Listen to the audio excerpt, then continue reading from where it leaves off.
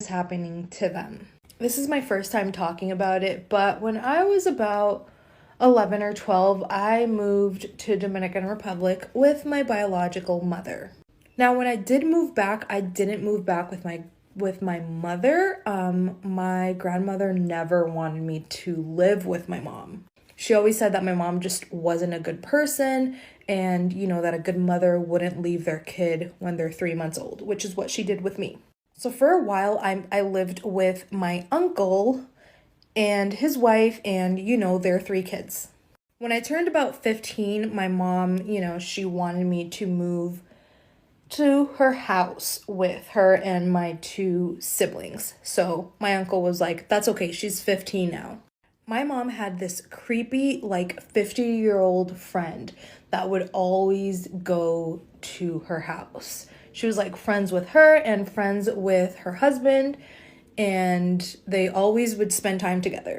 Now, this creepy friend would have a weird obsession with me making him coffee. He would not drink anyone else's coffee if it wasn't mine, or anyone else's hot chocolate if it wasn't coming from me. So one day, I don't even know when it was, but my mom gave him my phone number. So I had this little kind of Nokia phone. It wasn't even a flip phone. It was just one of those, it had the screen and the buttons. That's it. It's called an Alcatel. If you're Dominican, you probably know what it is. So one day I wake up to a text from him and he's like, hey, I'm here with your mom sitting down. Can you make me some coffee?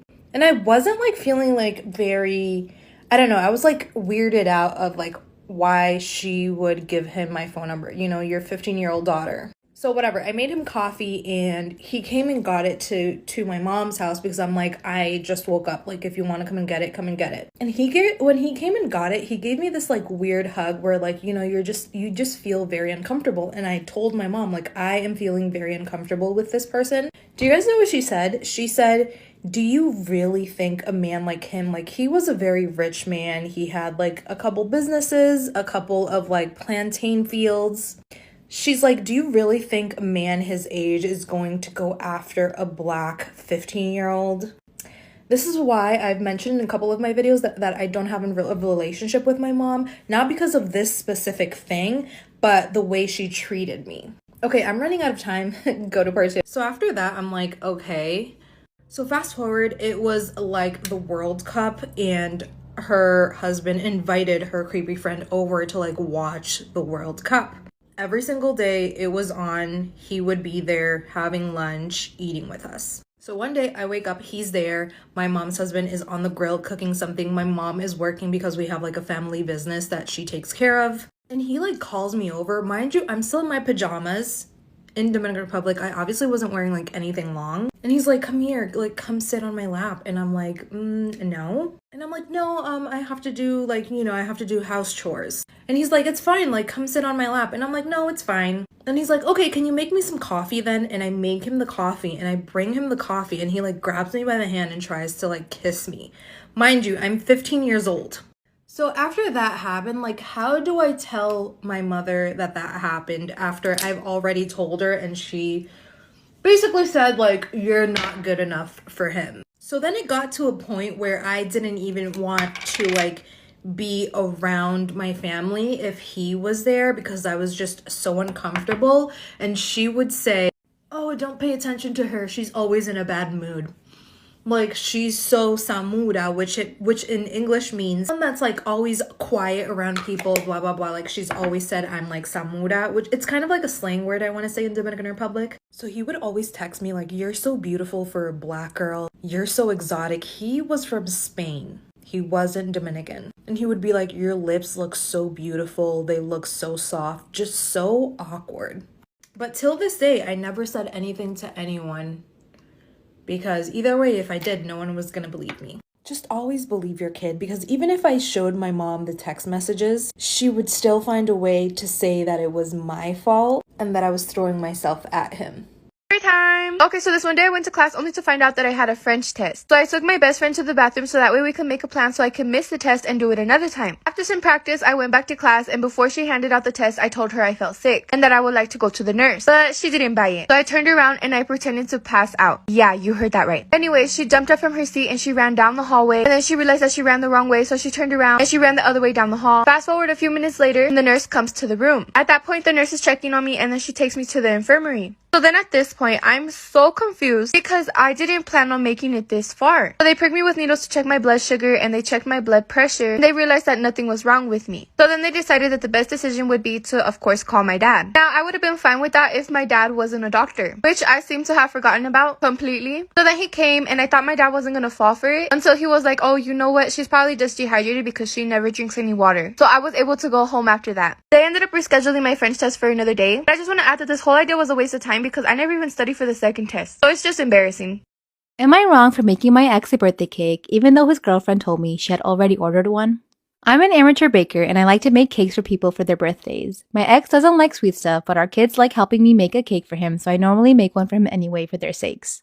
This year, his girlfriend planned a party for him, and she told me that she had already ordered him a cake, so I didn't need to make one. I told her that was fine, but when my daughter kept asking me when we would make her dad's cake and was upset when I said we wouldn't because she assumed I didn't like my ex and that's why I wouldn't make him one. Since the cake has always been more for the kids than for my ex, I decided to just make him a small one since it's not like he eats cake anyway, and I don't want my kids to think I dislike their dad. I told his girlfriend beforehand that I was going to make a small cake and she told me not to and that I couldn't bring it to the party. I told her I had to bring it to the party as that's when the kids would give him his gifts.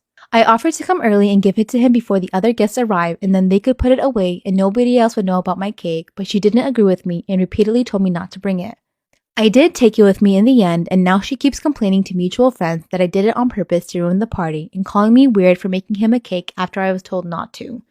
My husband, 27 male, and I, 25 female, have been married for 3 years. We don't have any kids together, but we had been talking about it and was planning to conceive in the next 5 years. We met through work and shared the same workplace up until around 2 years ago. He had a change in career path and I got promoted. 2 months ago, he had a work night out and I was invited to go with him. We had a meal and went to a nice bar afterwards in the city. During the meal, I noticed him looking at a very pretty woman who looked a bit younger than me. When we got home, I asked him about her and he said she was his assistant. I didn't suspect him of cheating because our relationship was perfect, and if either of us had a problem, we would bring it up and discuss it. Ever since the night out, he's been constantly away on business and I've been suspicious. I decided to ring his boss the day after he went away on business for a week. His boss told me he was working a few hours away in a big city and his assistant went with him. I messaged my sister and asked if she fancied a girls' weekend. And as soon as we got there, I decided to look at his assistant's Instagram. She posted a boomerang and tagged her hotel. After a lot of research, I found out that there were several bars surrounding the hotel, but I decided to go to the hotel bar itself. I explained to my sister the situation and she was fully supportive and was annoyed at my husband for going on business alone with his assistant. We stayed at the bar for a few hours and it got to about 2:40 in the morning. This is when he walked in with his assistant under his arm. He then kissed her, unaware that I was watching. My sister looked so angry and began to storm over. I then grabbed her and took her out of the hotel. We went home the next morning and I didn't know what to do. I wanted revenge, so I was going to message his family about what I saw. I called my friend who is a divorce lawyer and we're trying to sort something out. I decided the best person to message was his brother. He's super attractive and nice, and when I told him about it, he told me that I needed better than him and was basically slating my husband with him. He came around to the house and I'm not going to go into detail, but one thing led to another. Now I'm planning to divorce my husband for his brother. Part 2. I'm leaving my husband for his brother. A lot of people are saying I ruined their relationship, which isn't true whatsoever. My husband and his brother are not close and have never been. They grew up in 2 different households. My husband has 2 brothers, so his older brother and his younger brother both live with their dad, whilst my husband lived with his grandma. You guys are also saying that I'm using his brother in my emotional state. Me and his brother have discussed what we want, and if we end up catching feelings and in a relationship, so be it. The third thing I want to point out is that until the divorce is finalized, I'm moving in with my mother. I'm not going to tell him that I'm moving out. On Thursday night, I put 2 envelopes on the counter. One of the divorce papers, the other of hotel pictures, and I left a bottle of wine for him. I then packed my stuff, and up until Friday night, it was really peaceful. However, when he got home, my phone started blowing up. I was receiving messages from my husband and his mom calling me a weak. He rang me and I wasn't answering, so he left a voicemail saying I was a weak slag who can't handle my husband going out and exercising. I turned my phone off, and it's really important to know that I was home alone as my mom and sister were both at work. I started hearing pounding on the door and I knew it was him. He was thudding his shoulder all up against the door and I felt sick. I called the police and told them that my crazy ex-husband was trying to break in. By the time they got here, he had already left, and I'm going to file a restraining order. I just can't believe this all happened in one night. I sent his brother around to the house to collect a few things that I had forgotten when my husband wasn't in this morning and he's just got back. Apparently, everything was smashed and there was beer cans everywhere. I'm so glad that I've gotten out of this horrible relationship.